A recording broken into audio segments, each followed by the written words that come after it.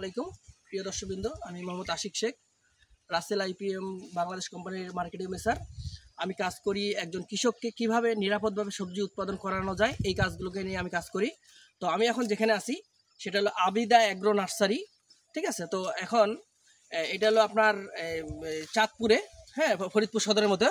তো আমার সামনে আবিদা অ্যাগ্রো নার্সারির যে মালিক সোহেল ভাই আছে। তো উনি অনেক দিন ধরে রাসেল আইপিএমের জৈব বালানাশকগুলো ব্যবহার করে।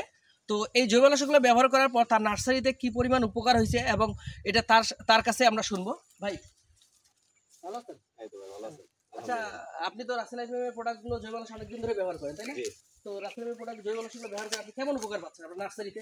জি, আলহামদুলিল্লাহ অনেক ভালো। আগের চাইতে আমি জৈব বালানাশক ব্যবহার করার পরে চারাগুলোর গ্রোথ এবং চারাগুলোর মানও আলহামদুলিল্লাহ অনেক ভালো।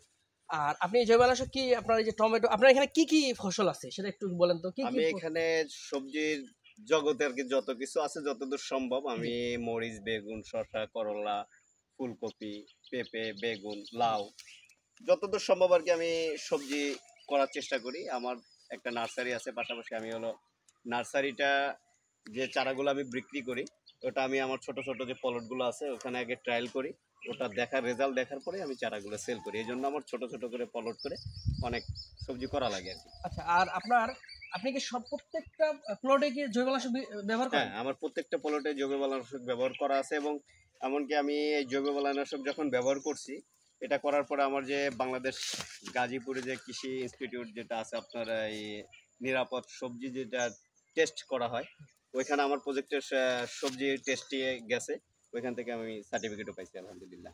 আচ্ছা, রাসেল আইপিএমের কি প্রোডাক্ট আপনি সবচেয়ে ভালো রেজাল্ট পাইছেন, যদি এটাকে বলতেন কৃষকদের উপকার হইতো একটা। আমি এটার যদি বলি আপনার ম্যাট্রিক জিন প্লাস, বায়োম্যাক্স, ডাইনামিক, তারপরে আপনার ফাইটোকিলিন, আরেকটা আছে আপনার ওই যে মাটিতে আপনি কি রাসেল আইপিএমের ট্রাইকোমাস ব্যবহার করতেন ভাই? ট্রাইকোম্যাক্সটা ব্যবহার করছি। আচ্ছা, ট্রাইকোমাস ব্যবহার করার ফলে আপনার খরচ কি বাড়ছে না কমছে মাটিতে যখন শুরু থেকে দিচ্ছেন? না, এটা কমছে। অনেকটাই কমছে। তো ট্রাইকোমাস দেওয়ার ফলে আপনার কি কি উপকার হয়েছে ভাই? আপনার যে ঢলে পড়া যে রোগটা এটা লাগে না, আবার গোড়া পচা যেটা এটা আসে না।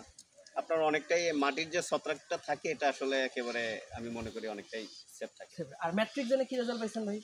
এটাতে আপনার সাদা মাছি বা লাল মাকড়, রেড মাইটের যে সমস্যাটা এই সমস্যাটা অনেকটা ভালো কাজ করে আমি দেখি। আচ্ছা, ধন্যবাদ ভাই। এখন মেন হলো আমাদের কৃষককে কেন নিরাপদভাবে জৈব বালানাশক ব্যবহার করা উচিত সেটা যদি আপনি একটু কৃষককে বলতেন। কারণ আপনার জৈব বালানাশক আসলে এখন না হলেও আমরা যেভাবে কাজ করতেছি আমার নার্সারি থেকে ইনশাল্লাহ আলহামদুলিল্লাহ আমি প্রায় 18-19টা জেলাতে চারা সাপ্লাই দেই বা যেভাবে এটার তাদেরকে পরামর্শ দেই জৈব বালানাশক ব্যবহার করুন বা আপনার কীটনাশক ব্যবহার করলেও আপনি কিন্তু সবজিটাকে নিরাপদ খাইতে পারবেন। তবে জৈব বালানাশকটা ব্যবহার করলে আপনি অতি সহজে খেতে পারবেন। তবে কীটনাশক ব্যবহার করলে আপনার ওটার লংজিভিটি বা ওষুধের গায়ে যে নির্দেশাবলী আছে ওটা অনুযায়ী আপনার মেনটেন করা লাগে। কিন্তু আপনার জৈব বালানাশকটা ব্যবহার করলে হয় কি ওটা অনেক শর্ট টাইমে আপনি ফসলটা হারভেস্টিং করতে পারবেন। এই জন্য আমাদের উচিত আমরা যারা গ্রাম পর্যায়ে যে চাষিগুলো আছি তাদের এই জৈব বালানাশকটা ব্যবহার করা আমি মনে করি অনেকটাই নিরাপদ। আচ্ছা সোহেল ভাই, ধন্যবাদ। আবার পরবর্তীতে কোনো ভিডিও কথা হবে। আসসালামু আলাইকুম।